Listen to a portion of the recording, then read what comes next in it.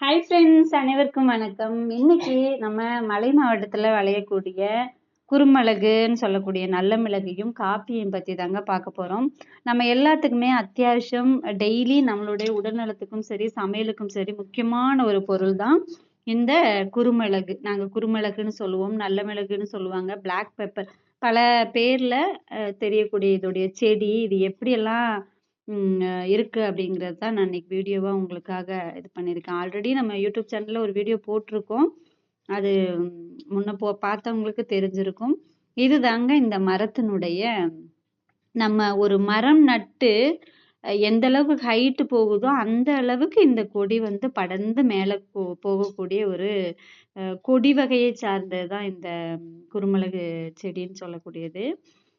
இந்த குறுமிளகு வந்து இப்ப பறிக்கக்கூடிய சீசன்ல இருக்கு. இப்பதான் வந்து இங்க இது அறுவடை காலம் அப்படின்னு சொல்லலாம்.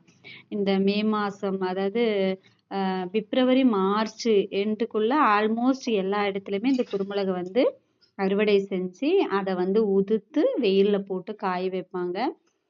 2 நாள், முதல் நாள் காஞ்சு ஓரளவுக்கு ஆன உடனே எடுத்து கொஞ்சம் கட்டி வச்சிருவாங்க அந்த ஹீட்டோட.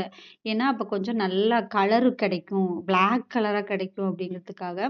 குறைஞ்சபட்சம் நல்ல வெயில் அப்படின்னா 3 நாள் காய்ஞ்சாலே ஓகே ஆயிரும். இதுதான் குறுமிளகனுடைய ஸ்டோரி. அடுத்ததா நம்மளுக்கு எல்லாத்துக்குமே பிடிச்ச காஃபி பவுடர் எங்கிருந்து வருதுன்னா இதுதான் காப்பி மரம்.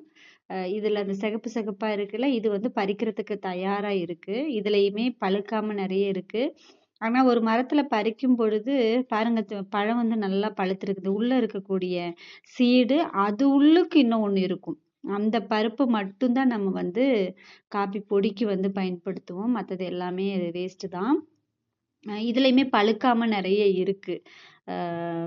பழுத்தது பறிக்கும்போது கூடவே ஒரே டைமா மேக்சிமம் பழுக்க விட்டு பறிப்போம்.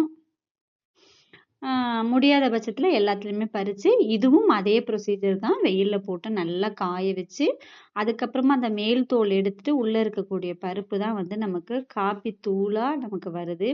காப்பி தூள்ல நம்ம டேஸ்ட்டுக்காக நிறைய விஷயம் சேர்ப்போம்.